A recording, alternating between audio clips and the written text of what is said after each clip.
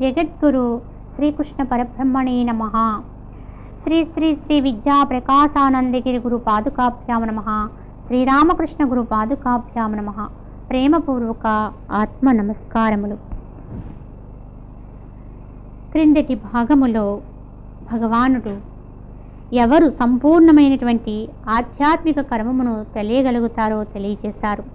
ఎవరైతే నన్నే ఆశ్రయించి ఈ యొక్క జనన మరణ విముక్తి కొరకే పాటుపడుతూ ఉంటారో అటువంటి వారు బ్రహ్మతత్వమును సంపూర్ణమైనటువంటి ఆధ్యాత్మిక కర్మమును తెలియగలుగుతున్నారు అన్నారు.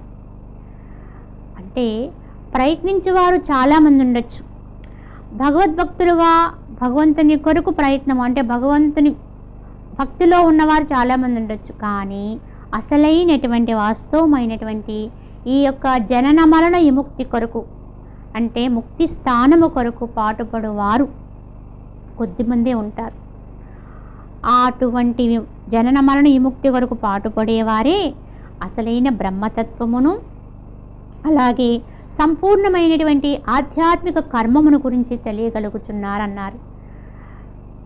వాస్తవానికి ఏమై ఉన్నది అంటే బ్రహ్మతత్వం అంటే ఏమిటో దాని యథార్థముగా మోక్షము కొరకు ముక్తి కొరకు ప్రయత్నించేవారు మాత్రమే బ్రహ్మతత్వానికి వాస్తవ అర్థాన్ని వాస్తవ అనుభవాన్ని పొందగలుగుతారు. అలాగే ఆధ్యాత్మిక కర్మ అంటే ఏమిటో కూడా వారే అర్థం చేసుకోగలుగుతారు. ఆ ముక్తి కొరకు ప్రయత్నించేవారు అంటే ఇంక ఇతరత్ర ఏ యొక్క కామన లేనివారు, ఇహమునందు ఏ వాంఛలు లేనివారు మాత్రమే ఆ బ్రహ్మతత్వమును ఆధ్యాత్మిక కర్మ అంటే ఏమిటో కూడా వాళ్ళే అర్థం చేసుకోగలుగుతారు. అధ్యయనం తన ఆత్మల గురించి తాను అధ్యయనము చేయడమే ఆధ్యాత్మికత కనుక అటువంటి ఆధ్యాత్మిక కర్మ అనేది ఎలా ఉంటుందో కూడా అటువంటి వారు మాత్రమే ఈ మోక్షాన్ని అభిలషించే వారు మాత్రమే తెలుసుకోగలుగుతారని చెబుతూ భగవానుడు సాధిభూతాది దైవం మాం సాధి యజ్ఞం చయే విదుః ప్రయాణకాలేపి చ మాం తే విదుర్యుక్త చేతసః. అది భూత అది దైవ అది యజ్ఞములతో కూడిన వానిగా నన్నెరింగి నాయందే చిత్తము సంలగ్నము చేసిన వారు మరణకాలమును సైతము నన్ను మరువరు అన్నారు. అది భూతము అది దైవతము అది యజ్ఞము ఈ మూడింటితో కూడినటువంటి వానిగా నన్ను ఎవరైతే ఎరుగుతారో అటువంటి వారు నాయందే చిత్తమును సంలగ్నము చేసిన వారే చివరికి అంత్యకాలేపి చమాం అంటే అంత్యకాలమునందు అంటే ఈ దేహమును విడిచి వెళ్ళు సమయమునందు కూడా నన్ను మరువరు అన్నారు. ఆ సమయమునందు కూడా అన్నారు అంటే మరి మిగతా సమయమంతా కూడా అదే భావనతో ఉంటారని అర్థం. జీవితకాలం అంతా కూడా నన్నే భావిస్తూ ఉంటారు. అటువంటి వారే అంత్యకాలమునందు కూడా నన్నే స్మరిస్తూ ఉంటారు దీని భావన. అంతేకాని కేవలం అంత్యకాలములో భగవంతుని మరువురని మాత్రం కాదు. ఎందుకంటే జీవితకాలమంతా లేనటువంటి భావన అంత్యకాలములో ఎంత మాత్రమూ రానే రాదు. ఎంత ప్రోద్బలము చేసినా ఆ భావన నిలవదు. కావున అంత్యకాల భావన కోసము ఈ అంత్యకాల దైవ చింతన గురించి మనకి వచ్చే అధ్యాయంలో చాలా విస్తారంగా తెలియచేస్తారు.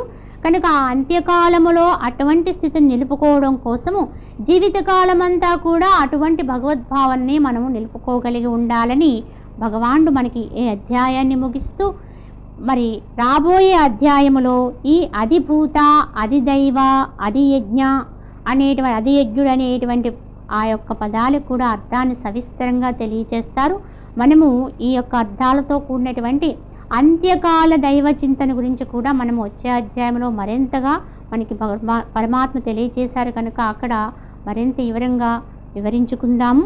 ఆ విధంగా ఈ అధ్యాయాన్ని భగవానుడు ఈ అంత్యకాలంలో పరమాత్మని నన్ను మరువరు అని తెలియచేస్తూ మనకి అధ్యాయాన్ని ముగించారు.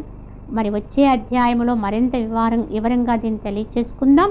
హరి ఓం తత్సత్. ఇది శ్రీమద్భగవద్గీతాసు ఉపనిషత్సు బ్రహ్మ విద్యాయాం యోగశాస్త్రే శ్రీకృష్ణార్జున సంవాదే విజ్ఞానయోగో నామ సప్తమోధ్యాయః. ఈ అధ్యాయాన్ని ఇక్కడితో ముగించి ఇప్పుడు మనకి అష్టమో అధ్యాయముగా అక్షర పరబ్రహ్మ యోగం అనేటువంటి పేరుతో అధ్యాయాన్ని ప్రారంభిస్తున్నారు. ఓం శ్రీకృష్ణ పరబ్రహ్మణే నమః. శ్రీమద్భగవద్గీత అద అష్టమోధ్యాయః అక్షర పరబ్రహ్మ యోగః. ఈ అధ్యాయం యొక్క పేరే అక్షర పరబ్రహ్మ యోగము. అక్షరము అంటే, క్షరము అంటే నాశవంతము, అక్షరము అంటే నాశనము లేనిది. అటువంటి నాశనము లేని అక్షరుడైనటువంటి పరమాత్మ గురించి తెలియజేయబడే అధ్యాయము కనుక ఈ అధ్యాయానికి అక్షర పరబ్రహ్మ యోగము అనేటువంటి పేరుని పెట్టడం జరిగింది. అయితే ఈ అధ్యాయము గత అధ్యాయముతో జోడించుకుంటూనే వెళ్ళిపోతుంది. ఎందుకంటే భగవానుడు 7వ అధ్యాయమైనటువంటి సప్తమో అధ్యాయం విజ్ఞాన యోగాన్ని ముగిస్తూ చెప్పిన విషయాల్ని ఇక్కడ అర్జునుడు మళ్ళీ ప్రస్తావన చేస్తూ ఉంటాడు. ఆ విధంగా ప్రస్తావనకి తెస్తూ ఈ అధ్యాయాన్ని ప్రారంభిస్తూ అర్జునుడు భగవాన్ని ఈ విధంగా ప్రశ్నిస్తాడు. అర్జున ఉవాచ కిం తద్బ్రహ్మ కిమధ్యాత్మం కిం కర్మ పురుషోత్తమ అధిభూతం చ కిం ప్రోక్తం అధిదైవం కిముచ్యతే అధియజ్ఞః కథం కోత్ర దేహేస్మిన్ మధుసూదన ప్రయాణకాలే చ కథం జ్ఞేయోసి నియతాత్మభిః. అర్జునుడు అడుగుతున్నాడు, భగవాన్ని ప్రశ్నిస్తున్నాడు. తాను క్రిందటి అధ్యాయంలో విన్న విషయాల్ని మరొక్కసారి స్ఫురణకు తెచ్చుకుంటూ భగవాన్ ఇలా అడుగుతున్నాడు. ఓ పురుషోత్తమ, బ్రహ్మము అనగానేమి, అధ్యాత్మము అనగానేమి, కర్మ అనినా ఏమి, అది భూతమని అది దైవమని దేనిని చెప్పుదురు? ఈ దేహమునందు అది యజ్ఞుడు అనేవాడు ఎవడు? ప్రాణ ప్రయాణ కాలమున యోగులు నిన్నెట్లు తెలుసుకోగలుగుతున్నారు అనేటువంటి 7 ప్రశ్నలతో ఈ అధ్యాయాన్ని ప్రారంభించాడు. క్రిందటి అధ్యాయంలో విన్న విషయాల్ని మళ్ళీ ఇక్కడ ప్రశ్నలుగా వేశాడు. భగవాను చెప్తారు, అది దైవ, అది యజ్ఞ, అలాగే అధ్యాత్మత. ఈ 3 కూడా ఎవరైతే అయి ఉన్నారో తన్నగా తెలుసుకుంటారో వారే నన్ను అంత్యకాలములో పొందగలరని చెప్పారు. కనుక వెంటనే అర్జునుడికి ప్రశ్న వచ్చింది ఇక్కడ. కనుకే బ్రహ్మం అంటే ఏమిటి, అధ్యాత్మం అంటే ఏమిటి, అసలు కర్మ అంటే ఏమిటి, అధిభూత, అధిదైవ, అధి యజ్ఞులు ఎవరు, ఈ యొక్క అంత్యకాలంలో భగవంతుని యొక్క స్మరణతో యోగులు నిన్ను ఎట్లు తెలుసుకోగలుగుతారు అనే ప్రశ్నలు వేయటం జరిగింది. ఈ ప్రశ్నలకు సమాధానం ఇస్తూనే ఈ అధ్యాయం సాగుతుంది. ఈ ప్రశ్నలకు సమాధానముగా భగవానుడు చెప్పిన తత్వమే అక్షర పరబ్రహ్మము. కావునే ఈ అధ్యాయమే అక్షర పరబ్రహ్మ యోగమైనది. భగవానుడు ఈ విధంగా తెలియచేస్తున్నారు. శ్రీ భగవానువాచ అక్షరం బ్రహ్మ పరమం స్వభావోధ్యాత్మముచ్యతే భూతభావోద్భవకరో విసర్గః కర్మ సంహితః. భగవానుడు చెప్తున్నారు, మొట్టమొదటి ప్రశ్న బ్రహ్మము అనగానేమి అనేది అర్జునుడి ప్రశ్న. దానికి భగవానుడు ఇచ్చిన సమాధానం ఏమై ఉన్నది అంటే, నాశరహితమైనటువంటి శ్రేష్ఠ తత్వమే బ్రహ్మము అన్నారు. నాశరహితము అంటే నాశనము లేనటువంటి, శ్రేష్టమైనటువంటి అంటే ఉత్కృష్టమైన ఉన్నతమైనటువంటి తత్వము ఏదైతే ఉందో అది బ్రహ్మమై ఉన్నది అన్నారు. అంటే ఎప్పటికీ నాశనము లేనిది ఏదైతే ఉందో అదే బ్రహ్మము. ఆ విధముగా మనము కనుక తరచి చూస్తే ఈ జగత్తునందు నాశనము కానిది, నాశనము లేనిది ఏది లేదు. కంటితో చూడబడేదా వరకు ఏది లేదు. కనుక అది ఒక తత్వమే. కనుక నాశనము లేనిది ఏదైతే ఉందో అది ఎటువంటిదంటే శ్రేష్టం, చాలా గొప్పది. అలాంటి నాశనము లేని గొప్పది అయినటువంటి తత్వం ఏదైతే ఉందో అది బ్రహ్మము. మరి తర్వాత ప్రశ్న ఏమైతే ఉంది, ప్రత్యేగాత్మ అనగానేమి? ఈ ప్రత్యేగాత్మ అంటే అధ్యాత్మము అనగానేమి అన్నారు. దానికి సమాధానం చెబుతూ ఈ యొక్క అధ్యాత్మ అంటే స్వభావము, తన యొక్క స్వయం భావన, స్వభావము, నేను ఎవరిని అనేటువంటి స్వస్థితి, తన యొక్క భావన ఏదైతే ఉందో అదే ప్రత్యేగాత్మ రూపంగా మనలో ఉన్నది, అదే ఆత్మతత్వము. అటువంటి ప్రత్యేగాత్మ తత్వమే అధ్యాత్మము. ఆత్మని గురించి అధ్యయనము చేయటే అధ్యాత్మము. చెప్పాలంటే తానెవరో తాను తెలుసుకోవడానికి చేయబడేటువంటి అధ్యయనమే అధ్యాత్మము. తన స్వభావాన్ని తాను తెలుసుకోవడానికి చేసేటువంటి అధ్యయనమే అధ్యాత్మము అన్నారు. కర్మ అనగానేమి అనేది తర్వాత ప్రశ్న. దానికి భగవానుడు సమాధానం చెబుతూ, ఈ భూతకోటి యొక్క సాత్వికాది భావమును ఉత్పన్నము చేసడి సృష్టి వ్యాపారం యావత్తు కూడా కర్మ అన్నారు. ఈ జరుగుతున్నటువంటి యావత్తు చర్యల్ని కూడా కర్మ అన్నారు. ఈ భూతకోటి యొక్క సాత్వికాది భావమును ఉత్పన్నము చేసేటువంటి సృష్టి వ్యాపారం ఏదైతే ఉందో అదంతా కూడా కర్మ అన్నారు. తదనుగుణంగా ఈ లోకములో జరిగేటువంటి యజ్ఞయాగాదులు కానివ్వండి, ఇతరత్ర ఎటువంటి కర్మాచరణ, ఆ సత్కర్మాచరణ ఏదైతే ఉందో, నిష్కామ కర్మాచరణ ఏదైతే ఉందో ఇదంతా కర్మగానే చెప్పుకోవాలి. కనుక కర్మ అంటే భగవంతుడి నుంచి ఉత్పన్నమైనటువంటి ఈ మాయా జనితమైన లోకములో జరిగేటువంటి చర్య ఏదైతే ఉందో, చర్య జరగటానికి కూడా కారణము పరమాత్మయే. అంతటా నిండిన పరమాత్మ, సకల జీవుల్లో నిండిన పరమాత్మ నాయందు నీయందు కూడా లోపల ఉండి సకల కర్మలు జరగడానికి ఆధారము తానై ఉండి అక్కడి నుంచే కర్మాచరణ అంతా జరుగుతూ ఉంటుంది. కనుక ఈ విధముగా జరుగుతున్నటువంటి ఏ కర్మ అయినా, ఏ క్రియ అయినా సరే దాన్ని కర్మే. కనుక మానవుడు ఈ లోకమునకు వచ్చినప్పుడు ప్రారంభం చేసే కర్మ ఏమిటి అంటే శ్వాసకర్మ. రాగానే మొదలుపెట్టిన పని ఏమిటండి అంటే, జన్మకు రాగానే ప్రాణి ఏం పని మొదలు పెడుతుంది అంటే శ్వాస తీయడం మొదలు పెడుతుంది. కనుక కర్మ అనే పనికి మొట్టమొదటి అర్థం చెప్పాలంటే శ్వాసే కర్మ. ఈ శ్వాసని మనము కర్మలో ఉపయోగించుకుని దాన్ని కర్మయోగంగా మార్చుకుంటే అది మోక్షానికి మార్గమే అని మనం చెప్పుకున్నాం. కావున ఈ విధముగా కర్మని అర్థం చేసుకుంటూ ఉండాలి, ఆ కర్మని నిష్కామంగా మార్చుకుంటూ ఉండాలి. కనుక ఆ విధంగా జరిగేదంతా కూడా కర్మ అని చెప్పారు. ఇక అధిభూతం క్షరో భావః పురుషచ్చాధిదైవతం అది యజ్ఞోహమేవాత్ర దేహి దేహభృతాంవరా. అధిభూతము అంటే ఎవరు చెప్తున్నారు? ఈ నాశవంతమైనటువంటి శరీరాది పదార్థములన్నీ కూడా అధిభూతములే. కనిపిస్తున్నటువంటి దృశ్య ప్రపంచములో కనిపిస్తున్నటువంటి సమస్తమైనటువంటి వస్తువులు, దేహ స్వరూపాలు అన్నీ కూడా భూతకోట్లవే, అధిభూతములే. మరి హిరణ్య గర్భుడు ఎవరో అతని అధిదైవతము. అధిదైవతము అంటే ఈ సమస్తమైనటువంటి జగత్తు అంతా కూడా బ్రహ్మాండమునందు అంతటా కూడా నిండి వ్యాపకమైన పరమాత్మ యొక్క శక్తి, దివ్యశక్తి ఏదైతే ఉందో ఆ శక్తి హిరణ్య గర్భ రూపంగా ఈ జగత్తులో సర్వము తానే ఉన్నాడు. అటువంటి నిండి ఉన్నటువంటి ఆ యొక్క హిరణ్య గర్భ పురుషుడెవరో ఆయనే అధిదైవతము. కనుక సమస్త బ్రహ్మాండమంతా కూడా తానే ఉన్నవాడెవ్వడో, తనలో ఈ సమస్త బ్రహ్మాండాన్ని తనలోనే ఉంచుకున్నవాడెవ్వడో వాడి హిరణ్య గర్భ పురుషుడు, ఆయనే అధిదైవతమై ఉన్నాడు.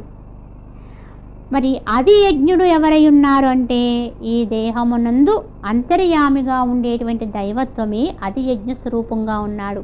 అది యజ్ఞుడుగా దేహాంతర్వర్తి అయి దేహమునందు ఈ దేహమే దేవాలయంగా, దేహము లోపల ఉండేటువంటి ఆత్మయే అది యజ్ఞుడుగా చెప్పబడుతూ ఉంటాడు. ఈ విధముగా అర్జునుడు అడిగినటువంటి ప్రశ్నల్లో 7 ప్రశ్నలకి 6 ప్రశ్నలకు సమాధానము చెబుతూ ఇంకా అంత్యకాలమునందు దైవ చింతన గురించి విస్తారముగా ఈ అధ్యాయంలో ప్రస్తావన చేస్తూ వస్తారు. అంతకాలే చ మామేవ స్మరన్ ముక్త్వా కళేబరం యః ప్రయాతి సమద్భావం యాతి నాస్త్యత్ర సంశయః. మరణకాలమునందు నన్నే స్మరించుచు శరీరమును విడిచిపెట్టినవాడు నిస్సంశయముగా నా స్వరూపమునే పొందుచున్నాడు అన్నారు. అంత్యకాలేచ మామేవా అన్నారు ఇక్కడ కూడా. అంటే మరణకాలమునందు కూడా నన్నే స్మరిస్తూ ఎవడైతే ఈ దేహమును విడిచిపెడతాడో వాడు నిస్సంశయముగా ఎటువంటి సందేహము లేనటువంటి విధంగా నా స్వరూపమునే పొందగలుగుతాడు అన్నారు. దీన్ని బట్టి అంత్యకాలములో ఉండేటువంటి చింతన ఆధారముగానే మనకి తదుపరి స్థితి ఏర్పడుతుంది. ఈ దేహాంతర ప్రాప్తి, ఈ దేహము తర్వాత జరిగేటువంటి స్థితి అంతా కూడా ఆ దేహమును విడిచిపెట్టేటప్పుడు జీవుడుకుండే భావన మీద ఆధారపడి ఉంటుందన్నమాట. కనుక మరణకాలమునందు కూడా ఎవరైతే పరమాత్మని స్మరిస్తూ ఈ దేహాన్ని విడిచిపెడుతూ ఉంటారో అటువంటి వారు తప్పక ఆ పరమాత్మ యొక్క స్థితిని అందుకోగలుగుతారని చెబుతూ, యం యం వాపి స్మరన్ భావం త్యజత్యంతే కళేబరం తం తమేవైతి కౌంతేయ సదా తద్భావ భావితః. ఓ కుంతి కుమారా, శరీరమును విడిచిపెట్టేటప్పుడు మానవుడు ఏ ఏ విషయమును చింతించునో ఆయా వాసనా బలం వల్ల వాని కట్టి గతియే చేకూరును. ఈ దేహాన్ని విడిచిపెట్టేటప్పుడు మానవుడు ఏ విషయాలనైతే చింతన చేస్తూ ఉంటాడో, ఏ భావనతో ఉంటాడో తదనుగుణమైనటువంటి విధంగానే ఆయా వాసనా బలం వల్ల వారికి అట్టి గతియే కలుగును అన్నారు. ఈ దేహాన్ని మరి ఎవరికైనా సరే ఈ సమయం అనేది తప్పక వస్తుంది. ప్రతి ఒక్కళ్ళం దేహదారులుగా ఉన్నాం, దేహాన్ని ధరించి ఉన్నాం కనుక తప్పకుండా ఏదో ఒక రోజున దేహాన్ని విడిచే సమయం అనేది ఒకటి ఆసన్నము కాక తప్పదు. కానీ ఆ దేహమును వదిలేటప్పుడు మరి మానవుడు ఎటువంటి చింతన కలిగి ఉంటాడు, దాని ప్రభావం చేత అతని గతి అనేది ఉంటుందన్నారు. ఆ దేహాన్ని విడిచిపెట్టేటప్పుడు మరి చింతన ఏదై ఉంటుంది అంటే వాడు జీవితకాలం అంతా చేసిన చింతన ఏదో అదే అంత్యకాలంలో వస్తుంది. జీవితకాలం అంతా వాడు ప్రియంగా దేన్ని భావిస్తాడో అదే అప్పుడు స్ఫురణకు వస్తుంది. అంతే తప్ప జీవితకాలం అంతా లేనిది అంత్యకాలములో నిలవదు. అందుకే అప్పుడు కలిగేటువంటి ఆ చింతన కోసము ఆ యొక్క పరమాత్మ భావన అనేది స్థితంగా మనకి కలగాలి అంటే మరి జీవితకాలం అంతా ఆ భావని నిలుపుకోగలిగి ఉండాలి. జీవితకాలం అంతా పరమాత్మని పరమప్రియంగా ఎంచుతూ ఉండాలి. అప్పుడే మనము ఈ అంత్యకాలములో మరి అటువంటి స్థితి ఏర్పడగలుగుతుంది. అంతకు మినహా అటువంటి భావన లేని వాడికి మరి అంత్యకాలములో ఆ భావన కలిగించడానికి ఒకవేళ ఎవరైనా ప్రయత్నము చేసినా అది సిద్ధించకపోవచ్చు. ఎందుకంటే ఆ జీవుడికి అది రుచించదు. అప్పుడు కూడా వెనుక నుంచి అందించినా ఆ జీవుడు తీసుకోగలిగి ఉండాలి. లోపలున్న జీవుడు దాన్ని స్వీకరించగలిగి ఉండాలి. కానీ లోపలున్న జీవుడు కనుక ఆ యొక్క చింతనతో ఉన్నవాడైతే కనుక బయట నుంచి దాన్ని ఎవరైనా అందించినా అందించకపోయినా కూడా లోపలే అదే స్ఫురణతో ఉంటాడు. ఆ జీవుడు కనుక ఉత్తమ గతినే పొందుతాడు. కావున అందరం కూడా కోరుకోవలసింది ఈ అంత్యకాలంలో శుద్ధమైన భావన, శుద్ధ స్థితి, భగవంతుని యొక్క భావన ఎల్లప్పుడూ అది నాకు చేకూరుగాక అనే పరమాత్మను ప్రార్థించాలి. ఆ సమయంలో నిలిచినదే మనకి మరి మరుజన్మకి లేదా ఉత్తమ గతికి కూడా అదే కారణమై ఉన్నది. కనుక ఆ యొక్క స్థితి కొరకే జీవితకాలం అంతా కూడా మనం పాటుపడాలి. జీవుని యొక్క స్థితిని అలా ఉంచుకుంటూ ఉండాలి. అప్పటికప్పుడు చేకూరేది కాదు కనుక మరియు అంత్యకాలం ఎప్పుడు అనేది కూడా ఎవరికీ తెలియదు. అది ఎప్పుడైనా రావచ్చు, నేడు రావచ్చు, రేపు రావచ్చు, ఎప్పుడైనా కావచ్చు.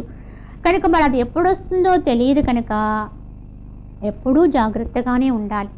ఎప్పుడు దానికోసం ఎదురు చూస్తూనే ఉండాలి. మరి వివేకవంతుడైతే ఎప్పటికప్పుడు దాన్ని ఎప్పుడూ స్ఫురణలోనే ఉంచుకుంటాడు. ఒక రైలు ఉంది. ఆ రైలు మనం ఎక్కాలనుకోండి, మనం ముందుగా రిజర్వేషన్ చేయించుకున్నాం, టికెట్ తీసుకున్నాం. వాడు ప్లాట్ఫామ్ మీద కూర్చున్నప్పుడు వాడు నిశ్చింతగా ఉంటాడు. ఎందుకంటే వాడికి రిజర్వేషన్ అయిపోయిన టికెట్ తీసుకుని ఉన్నాడు కనుక ఎప్పుడొచ్చినా ఎక్కడానికి సిద్ధంగానే ఉంటాడు. కానీ అసలు ఏ టికెట్ తీసుకోలేదండి, ఏమీ కూడా వాడు సిద్ధం చేసుకోలేదండి, రైలు వచ్చేసింది. అప్పుడు వాడు పడేటువంటి అవస్థలు చూడాలి. అలానే మనం కూడా ఎవరం కూడా మరి ఈ రైలు అనేది ఎప్పుడో కూడా తప్పక వస్తుంది. ప్రతి వాళ్ళ జీవిత యాత్రలో కూడా ఆ జీవన గమనం జరుగుతూనే ఉంటుంది ఒక జన్మ నుంచి ఇంకొక జన్మకి.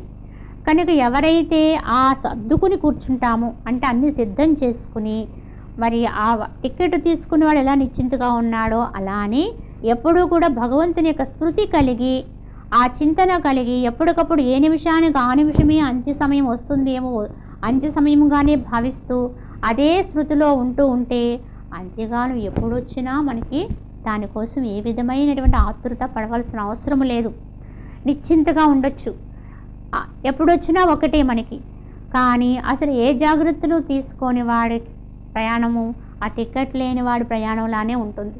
అప్పుడు ఎంత జీవుడు ఆతృత పడినా, ఎన్ని అవస్థలు పడినా, ఎంత కష్టపడినా అది అందదు, వాడి గతి మారదు. వాడు ఇంకా నికృష్టమైనటువంటి గతిలోకి పడిపోవచ్చు కూడా. కావున ఎల్లవేళలా జాగ్రత్తగా ఉండాలి. ఒకప్పుడు ఉండి ఒకప్పుడు లేకపోవడం కాదు, అన్ని వేళలా కూడా భగవంతుని యొక్క స్మృతి నిలుపుకుంటూనే ఉండాలి. ప్రతి క్షణము కూడా దాన్నే శ్వాసగా ఉంచుకుంటూ ఉండాలి. అలా ఎల్లప్పుడూ కూడా పరమాత్మ యొక్క చింతన అనేది నిలుపుకోగలిగితేనే ఆ సమయంలో కూడా మనకి అది చేకూరి అప్పుడే మనకి ఉత్తమ గతి అనేది చేకూరగలుగుతుంది. కావున ఏమి చెయ్యాలో కూడా ఇక్కడ భగవాన్ మనకి తెలియచేసేస్తున్నారు. తస్మాత్ సర్వేషు కాలేషు మా అనుస్మరయుధ్యచ మయ్యర్పిత మనోబుద్ధి మామే వైశ్యస్య సంశయః. మరి ఎల్లప్పుడూ కూడా పరమాత్మ చింతనే కలిగి ఉండాలన్నారు. కనుక చెప్తున్నారు, అర్జున ఎల్లప్పుడూ కూడా నన్నే అనుసంధించుచు ఏం చెప్పినారు, యుద్ధ అంటే యుద్ధము చెయ్యము, మనోబుద్ధుల్ని నాకు అప్పగించి నిక్కముగా నీవు నన్నే పొందగలవు అన్నారు. కనుక మరి అంత్యకాలం ఎప్పుడొస్తుందో తెలియదు కనుక అన్ని వేళలా అంత్యకాలంగానే భావిస్తూ భగవంతుని యొక్క స్మృతి కలిగి ఉండాలని తెలియచేశారు. మరి అలా స్మృతి కలిగి ఎల్లప్పుడూ నన్నే అనుసంధిస్తూ మరి ఏం చేయాలండి, అనుసంధిస్తూ అలా కూర్చుని ఉండమని చెప్పలేదు భగవాన్ ఇక్కడ. అక్కడ అర్జునుడు యుద్ధం చేయడానికి సిద్ధంగా ఉన్నాడు కనుక ఆయన్ని యుద్ధము చెయ్యము అని చెప్పారు. అలానే మనందరం కూడా ఎవరి యొక్క కర్మాచరణని వారు ఆచరించుకుంటూ ఉండాలి. కర్మలన్నీ కూడా ఆచరిస్తూ ఉండాలి. కానీ లోపల మాత్రము పరమాత్మ యొక్క స్మృతిని మాత్రము ఎల్లప్పుడూ కలిగి ఉండాలి. ఎల్లప్పుడూ పరమాత్మ స్మృతి కలిగి నిత్య కర్మాచరణ ఆచరిస్తూ ఉండాలి. ఎవరు చేయవలసిన పని వాళ్ళు చేస్తూనే ఉండాలి. ఎంతవరకు మనము ధర్మంగా ఆచరించాలో దాన్ని తూచా తప్పకుండా పాటిస్తూనే ఉండాలి. ఎప్పుడు కూడా కర్తవ్యానికి లోటు రానివ్వకూడదు. ఎవరి యొక్క కర్తవ్యాన్ని వాళ్ళు పాటిస్తూనే ఉండాలి. అదే ధర్మం అవుతుంది. కనుక ధర్మాన్ని ఆచరించడం అంటే కర్తవ్యాన్ని పాలించడమే, దాన్ని తోసిపుచ్చడం కాదు. మేము జ్ఞానులము, యోగులము, మేము సాధకులము కనుక మేము కర్మని పక్కకు నెట్టేస్తాము, కర్తవ్యాన్ని తోసిపుచ్చుతామంటే అది సాధనే కాదు అన్నాడు పరమాత్మ.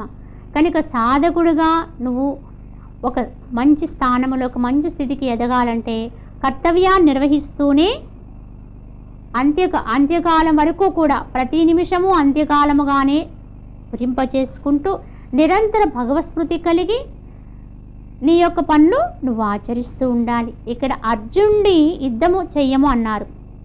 ఆయన అప్పుడు యుద్ధం చేయడానికి సిద్ధంగా ఉన్నాడు. అలానే మనం కూడా యుద్ధం చెయ్యాలి. మరి వేటితోటి అంటే భగవంతుని యొక్క స్మృతి కలిగి ఉంచుకుని ఎల్లప్పుడూ దాన్ని కలిగి ఎప్పుడూ కూడా మన లోపల ఉండే అంతఃశత్రువులైనటువంటి అరిషడ్వర్గాలతో యుద్ధానికి సిద్ధంగానే ఉండాలి. అవి ఎప్పుడెప్పుడు మన లోపలికి జొరబడుతున్నాయో కనిపెడుతూనే ఉండాలి. శత్రువులు లోపలికి ప్రవేశం చేసిన తర్వాత బయటికి పంపించడం అనేది కష్టం. ఆ విధంగా కాకుండా అసలు శత్రువు లోపలికి ప్రవేశిస్తున్నారనే విషయాన్ని ముందు గుర్తించినట్లయితే అక్కడి నుంచే బయటికి నెట్టేయచ్చు. కనుక వాటితో యుద్ధానికి ఎప్పుడు సన్నద్ధమవుతూ మన లోపలికి ఏ దుష్టగుణాలు ఎప్పుడు ప్రవేశమవుతున్నాయో, ఏమేమి రాబోతున్నాయో అని గమనించుకుంటూ మనస్సుని ఎప్పటికప్పుడు దాన్ని చదువుకుంటూ వాటిని బయటకు నెట్టుతూ అంటే వాటిని విసర్జిస్తూ అవి కూడని గుణాలు కనుక వాటిని పక్కకు నెట్టేస్తూ భగవంతుని యొక్క స్మృతి కలుగుతూ కర్తవ్యనిష్ట కలిగి ఉండాలి. ఆ విధంగా ఉన్నటువంటి వాడు మనస్సుని బుద్ధిని నాకు అప్పగించి ఉంటాడు. తనకంటూ ప్రత్యేకంగా ఇంక ఏమీ లేనివాడై ఉంటాడు. తనకున్న మనస్సుని బుద్ధిని శుద్ధి చేసి పరమాత్మకు అర్పించేస్తూ ఉంటాడు. మరి అలాగ తన మనస్సు బుద్ధి అది శుద్ధత్వంతో పరమాత్మకు అర్పణ చేస్తూ ఉన్నటువంటి వాడు నిరంతర కర్మాచరణ చేస్తూ ఉంటూ కూడా దాన్ని ఆ స్మృతి కలుగుతూ ఉంటాడో, అనుస్మృతి కలిగి ఉంటాడో వాడు నిక్కముగా నన్నే పొందగలుగుతావు అన్నారు. వాడు పరమాత్మనే పొందగలుగుతాడు. ఇంకా వేరే స్మృతే లేదు కనుక వాడు తప్పకుండా పరమాత్మని పరమాత్మ యొక్క స్థితిని అనుభవించగలుగుతాడు. మనకి దీన్ని బట్టి అర్థం చేసుకోవాలి. భగవంతుని పొందుడు కొరకు ఎవ్వరము కూడా ఏ విధంగానూ కూడా మన కర్తవ్యాల్ని విస్మరించవలసిన అవసరము లేదు. కాకపోతే వాటిని ఎలా ఉంచుకోవాలో, ఎలా అనుభవించాలో, ఎలా ఆచరించాలో తెలుసుకుని ఆచరించాలి. మన భావాన్ని ఎక్కడుంచుకోవాలో అక్కడుంచుకోవాలి. మన మానసిక స్థితిని, మన యొక్క స్మృతిని మనము దేని యందు నిలపాలో దాని యందు నిలిపి ఉంచాలి. దేహరీత్యా కర్మాచరణ చేస్తూ ఉండాలి. అలా చేస్తూనే భగవత్ సాధకుడు అయి ఉండాలి. అప్పుడే మనకి యథార్థ స్థితి అనుభవానికి వస్తుంది. ఆ విధంగా ఉన్నవాడు నిక్కముగా నన్నే పొందుతాడు, నన్నే పొందగలడు అని ఇక్కడ భగవానుడు తెలియచేశారు. దానికి మరి ఏమి చేయాలో కూడా భగవానుడు ఇక్కడ మనకి విశదీకరిస్తూ అభ్యాసయోగయుక్తేన చేతసా నాన్యగామినా పరమం పురుషం దివ్యం యాతి పార్థానుచింతయన్. పార్థ, అభ్యాసయోగయుక్తమగు ఒకే చిత్తముతో నిరంతరము తలంచి మనుజుడు పరమ పురుషదేవుని ప్రాప్తింపజేసుకుంటున్నాడు అన్నారు. ఇక్కడ భగవానుడు ఈ యొక్క భగవద్గీతలో ఒక నూతన యోగాన్ని ప్రవేశపెట్టారు. ఇంతవరకు మనకి అన్ని అధ్యాయాల్ని యోగం అనే పేరుతోటే మనకి ఇక్కడ చెబుతూ వచ్చారు. కానీ భగవానుడు ఈ అధ్యాయంలో ఒక కొత్త యోగాన్ని ప్రవేశపెట్టారు. దాని పేరే అభ్యాస యోగము. అభ్యాసానికి ఎంత ఉత్కృష్టమైన స్థానాన్ని కల్పించారో మనం దీన్ని బట్టి అర్థం చేసుకోవాలి. ఎందుకంటే అభ్యాసం అనేది అలవాటు చేసుకోవడం అభ్యాసము. మనకి కుదరదాన్ని అంటే మన వల్ల కానిదాన్ని కూడా అలవాటు చేసుకోవడం ద్వారా ప్రాప్తింప చేసుకోవచ్చు. ఆ విధంగా అభ్యాసం చేయడాన్ని ఇక్కడ అభ్యాస యోగం అన్నారు. దీన్ని మరింత సవిస్తరంగా మనం వచ్చే భాగములో తెలియచేసుకుందాం. హరి ఓం తత్సత్.